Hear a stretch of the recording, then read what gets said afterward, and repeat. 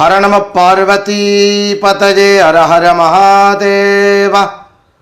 தென்னாடுடைய சிவனே போற்றி, எந்நாட்டவர்க்கும் இறைவா போற்றி.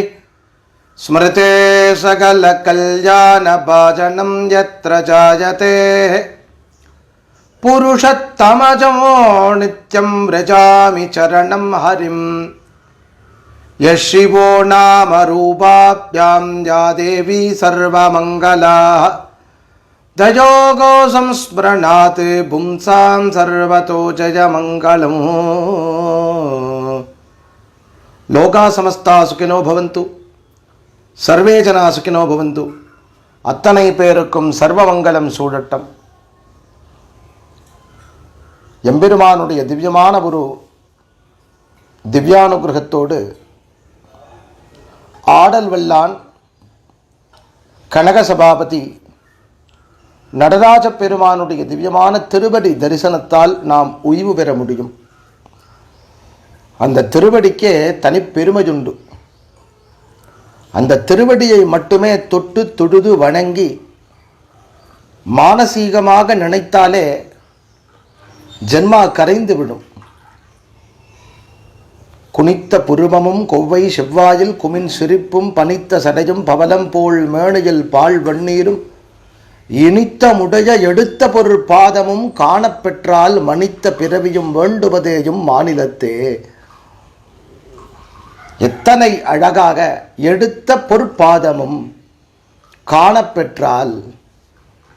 இந்த ஜென்மால ஒரு முறை சிதம்பரம் தரிசனம், சிதம்பரம் தரிசனத்தில் அவ்வாலய தரிசனம், சிதம்பரம் தரிசனம் அவ்வாலயத்தில் சிவகங்கை தீர்த்த தரிசனம், சிவகங்கை தீர்த்த தரிசனத்தில் பிராகார தரிசனம், அந்த பிராகாரத்தில் சொர்ணமயமான அழகான அந்த விமான தரிசனம், அந்த விமானத்துக்கு கீழே திவ்யமான ரகசியமாக ஒரு ஊஞ்சல் மேலே இருக்கக்கூடிய நடராஜ பெருமானுடைய திவ்யமான தரிசனம், நடராஜ பெருமானுடைய திவ்யமான தரிசனத்தில் ரொம்ப அவசக்தியாக இருக்கக்கூடிய திருமுக மண்டல தரிசனம், திருமுக மண்டல தரிசனத்தில் அந்த ஹிருதயத்தில் இருக்கக்கூடிய சகல லோகத்தையும் ஹிருதயஸ்தானமாக வச்சிருக்கக்கூடிய ஆகாசம்னு சொல்லி இருக்கக்கூடிய புண்டரீக ஸ்தலம்னு சொல்லி இருக்கக்கூடிய அந்த ஹிருதய பிந்துஸ்தான தரிசனம், அந்த பிந்துஸ்தான தரிசனத்தில் எம்பெருமானுடைய திவ்யமான அழகில் அனுகிரகம் பண்ணி தருவதற்கு உரித்தாக இருக்கக்கூடிய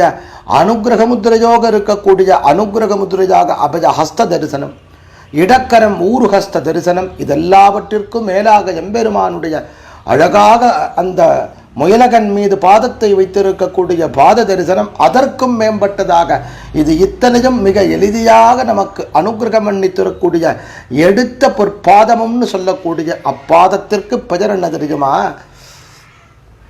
அதுவே குஞ்சித பாதம், குஞ்சிதம் பாதம். அந்த பாத தரிசனம் வேற எதுக்குமே ஒரு சிறப்பில்லை. இந்த பாத தரிசனத்துக்குன்னு ஒரு சிறப்புண்டு.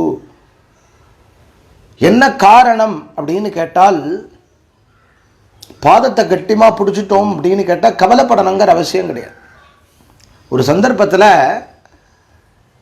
மகாபெரிவா பூர்ண நிலைக்கு முன்னாடி, அதாவது பரிபூர்ண நிலைக்கு முன்னாடி, மகாபிருந்தாவன பிரவேசத்திற்கு ஒரு வருஷத்துக்கு முன்னாடி எதேஷ்டியா தன்னோட பார்ஷதாலெல்லாம் கூப்பிட்டு சிதம்பரம் போய் நடராஜரை பார்த்தா தேவலைன்னாராம். இவெல்லாம் உட்காந்துட்டு இருக்கா. இவரால் நகரக்கூட முடியல, நடக்கக்கூட முடியல. கொஞ்ச நேரம் கழித்து சிதம்பரத்தை பற்றி பேச ஆரம்பிச்சாராம். நடராஜருடைய அழகு, நடராஜர்கிட்ட இருக்கக்கூடிய குஞ்சித பாதத்தினுடைய சிறப்பை பற்றி. ஜென்மா இல்லாமல் ஆக்கிடுவார் நடராஜர். எல்லாரும் போய் ஒரு முறை நம்மெல்லாம் தரிசனம் பண்ணினா தேவலை. இவாளெல்லாம் போகலாம், இவரால் நகர முடியுமா? இவாளெல்லாம் யோசனை பண்ணிட்டு இருக்கா. இப்படியே பேசின்னு இருந்தா ராத்திரி பொழுதாச்சு. ராத்திரியில் பெரியவா சயன கிரகத்துக்கு போயாச்சு. மற்றவாள்லாம் ஒருத்தரோட ஒருத்தர் பேசின்னு இருக்கா. இந்த பெரியவர் என்ன இப்படியே சொல்லின்னு இருக்காரு, என்ன பேசுகிறா, இது சாத்தியப்படுமா எப்படின்லாம் ஒருத்தரோட ஒருத்தர் பேசின்னு இருக்கிறது. மறுநாளைக்கு காலையில் ஒரு 6-7 தீட்சிதா பிரசாதத்தோட பொழுது விடியத்தையே வாசல் நிற்கிறாளாம். இவெல்லாம் எழுந்துட்டு இருக்கா. தீட்சிதாவை பார்க்குற ஆச்சரியமாக இருக்கு. பெரியவா எந்த சந்தர்ப்பத்தில் பேசின்னு இருக்காளோ அப்போ சிதம்பரத்தில் உத்தரவாச்சான், காஞ்சிபுரத்துக்கு பிரசாதத்தை எடுத்துட்டு போ. பெரியவா காலையில் எழுந்து வரா, சிதம்பரத்துலேருந்து பிரசாதம் வந்திருக்கணுன்னே இந்த கூட இருக்கிற பார்ஷதாலுக்கு ஆச்சரியமாக இருக்கான். எங்களுக்கு உத்தரவாச்சம் உங்களுக்கு பிரசாதம் தர சொல்லி அப்படின்னு சொல்லி பிரசாதத்தை கொடுக்குறா. அதில் குஞ்சித பாதமும் இருக்குது. குஞ்சித பாதத்தை எடுத்து கையில் கொடுத்தாலாம். பெரியவா சொன்னாலாம், நேற்று ராத்திரியே நான் சேவிச்சுட்டேன், தரிசனம் பண்ணிவிட்டேன். இப்படி இங்கே இவாள்கிட்ட பேசின்னு இருக்கா பெரியவா. இவாளுடைய சரீரம் இங்கே இருக்குது, இவாள்கிட்ட இருக்கக்கூடிய ஆத்மாவானது காஞ்சிபுரத்திலேருந்து சிதம்பரத்துக்கு பயணப்பட்டு சிதம்பரத்தில் இருக்கக்கூடிய மூர்த்தியை தரிசனம் பண்ணிட்டு அங்கே இருக்கக்கூடிய பிரசாதத்தை இவாளை விட்டு கொண்டு வர சொல்லி இருக்கிற இடத்துல வாங்கிட்டு இருக்கான்னா அதனுடைய மகத்துவம் என்ன? குஞ்சித பாதத்தை எடுத்து தன்னுடைய தலையில் வச்சுட்டா, ரொம்ப சந்தோஷப்பட்டா. பெரியவாளுடைய வாக்கின் மூலமாகவே அந்த குஞ்சித பாதத்தினுடைய பெருமையை அறிய முடியும். பரிஷதாலாம் உட்கார்ந்தா, தீட்சிதாலாம் உட்கார்ந்தா, எல்லாரும் கூடியிருக்கா. சிதம்பர பிரசாதம் வந்திருக்கு. சிதம்பர பிரசாதத்தை எடுத்து தன்னுடைய ஹிருதயத்தில் வச்சுட்டு பெரிதவா சொன்னால், எல்லாம் தரிசனம் பண்ணலாம், சேவிக்க வேண்டும் ஐயா சிதம்பரம்னு சொல்கிறதுக்கு வார்த்தையே இந்த திருவடியை பார்க்கறது தான். சிதம்பரத்தில் போனால் ரகசியத்தை தேடுவா, நடராஜரை பாப்பா, தீபாராதனையை பாப்பா, கோவிலை சுற்றி சுற்றி வருவா, இந்த கலை பொக்குஷம் எத்தனை இருக்குன்னு தேடி தேடி தேடி தேடி பார்ப்பா. எல்லாவற்றிற்கும் ஈடு காண முடியாதபடி மையக்கரு மையப்புள்ளி உலகத்தினுடைய இயக்கத்திற்கு காரணமான சூக்ஷ்ம சக்கரம் எங்கிருக்கிறது என்று கேட்டால், ஆடல் வல்லான் என்கின்ற நடராஜ பெருமானுடைய எடுத்த பொற்பாதமும் என்கின்ற அந்த இடதுகால் கட்டை விரலிலே உலகத்தினுடைய இயக்கம் அமைந்திருக்கிறது.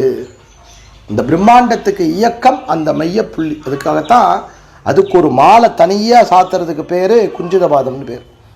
அந்த மாலைக்கு குஞ்சிதபாதம், அந்த தூக்கிய திருவடிக்கு குஞ்சிதபாதம், அந்த தூக்கிய திருவடியில் மைய கருவுக்கு குஞ்சிதபாதம். அதை தரிசனம் பண்ணி அதை பிரசாதமாக தராலே அந்த மாலையை நம்ம ஆத்துக்கு கொண்டாந்து வச்சுப்போம், அது குஞ்சித பாதம். என்ன வேணும்னா பஞ்ச கிருத்தியமும் அனுகிரகம் பண்ணித்தர. சிருஷ்டி ஸ்திதி சம்ஹாரம் திரோபாவம் அனுகிரகமாகிய பஞ்ச கிருத்தியமும் குஞ்சித பாத தரிசனத்தினால பகவான் சிருஷ்டியையும் அதிலேயே பண்ணுறார், ஸ்திதியையும் அதிலேயே பண்ணுறார், சம்ஹாரத்தையும் பகவானுடைய கரங்களில் வேற வேற எல்லா நடராஜ பெருமானுடைய அந்த மூலட்டநாத பெருமானுடைய அந்த விக்கிரகம் திருவுருவில் அந்த தூக்கிய திருவடிக்கு பெரும் புகழ் உண்டு. ஆனாலும் கூட திருச்சிற்றம்பலத்தில் எழுந்தருளி இருக்கக்கூடிய, சிதம்பரத்தில் எழுந்தருளி இருக்கக்கூடிய அந்த தூக்கிய திருவடிக்கு பெரும் பெருமை அதுக்கு தனியாக உண்டு. யார் தீட்சிதர் முறை உண்டோ அவாதான் சாத்துவா அந்த குஞ்சித பாதத்தை, அவாதான் எடுப்பா. குஞ்சித பாத பிரசாதமாக வாங்கின்றோம் அப்படின்னா எதெல்லாம் வேணுமோ அதெல்லாம் கிடைக்கும்.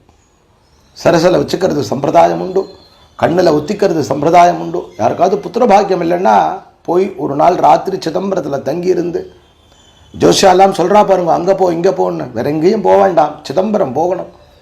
ராத்திரியில் நடக்கக்கூடிய அர்த்தஜாம பூஜையில் சுவாமியோட திருவடியே பயணப்படும், அதை தரிசனம் பண்ணணும். மறுநாள் ராத்திரி தங்கியிருந்து பஞ்சாட்சரத்தை சொல்லிண்டு, எவ்வளவு சொல்ல முடியுமோ அவ்வளோ பஞ்சாட்சரத்தை சொல்லிண்டு மறுநாளைக்கு காலையில் பொழுது விடிஞ்ச உடனே நடராஜரை தரிசனம் பண்ணிட்டு அங்கே காத்திருந்து அந்த குஞ்சித பாதத்தை வாங்கி நம்மளோட கிரகத்துக்கு எடுத்துட்டு வந்து பூஜா கிரகத்தில் வச்சு நித்தியம் அதை பூஜை பண்ணி அதுக்கு ஒரு பால் நைவேத்தியம் பண்ணி குழந்தைகளுக்கெல்லாம் கொடுத்து, கல்கண்டு நைவேத்தியம் பண்ணி குழந்தைகளுக்கெல்லாம் கொடுத்து நடராஜராகவே பாவிச்சுட்டு வந்துட்டோம்னா மலடிக்கு கூட குழந்தை பிறக்கும்.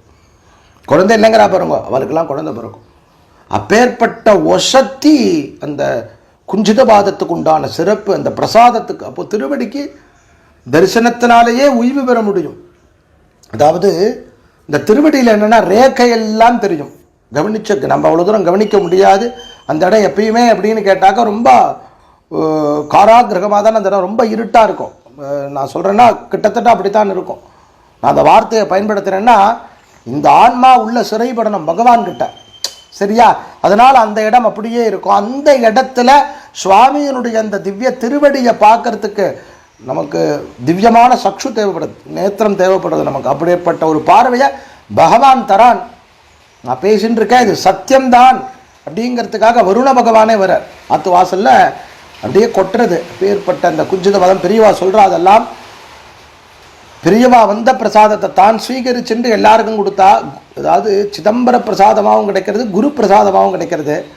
சிதம்பரத்தில் இருக்கக்கூடிய குஞ்சித பாத தரிசனம், குஞ்சித பாதம் இருக்கு பாருங்க, அதனுடைய அதில் சாற்றக்கூடிய அந்த மாலை தனியாக கட்டுவா, வெட்டி வேரில் கட்டுவா, லாமிச்ச வேரில் கட்டுவா, சின்னதாக இருக்கும், ஒரு கையகலம் தான் இருக்கும். அது அப்பேற்பட்ட ஒரு விசேஷம் குஞ்சித பாதத்துக்கு உண்டான தரிசனம். இதற்கெல்லாம் விட ஒரு ஒரு ஒரு ரகசியம் இருக்கு.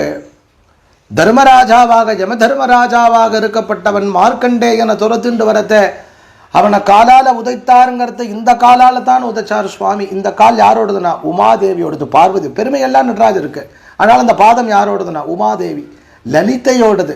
லலிதை என்ன பண்ணுவா, ஒரு பெரிய கோழி இருக்கு, சின்ன குஞ்சு இருக்கு, அது மேலே ஏறி நின்று தன்னோட உடம்பால் அடிக்கும், அதுக்கு சுகமாக இருக்கும்.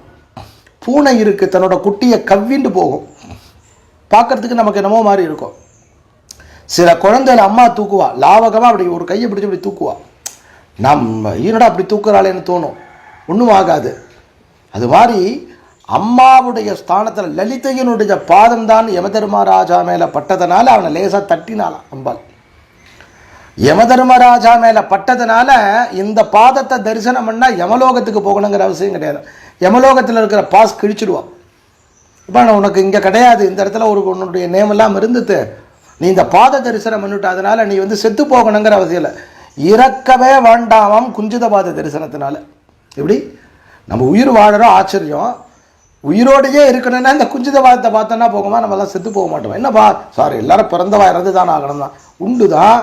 ஆனால் இறந்தா எங்கே போகணும், தர்மராஜாவை பார்க்க. இவாளுக்கெல்லாம் என்ன, இறப்பில்லாத ஒரு பேரின்பத்தை பகவான் தந்து விடுறாராம், மோட்சத்தை தராராம். அப்பேற்பட்ட மோட்சம் கிடைக்கக்கூடியதாகவே தான் மனித பிறவியும் வேண்டுவதேயும் மாநிலத்தே மனிதனாக பிறவி வேண்டக்கூடிய அந்த திருவனையினுடைய திவ்யமான தரிசனம் யாருக்கெல்லாம் கிடைக்கிறதோ அவளுக்கெல்லாம் சௌபாகியம் உண்டாக்கி தரப்படுறது. பகவானுடைய திவ்யமான ஒரு அனுகிரகம் உண்டாக்கி தரப்படுறது.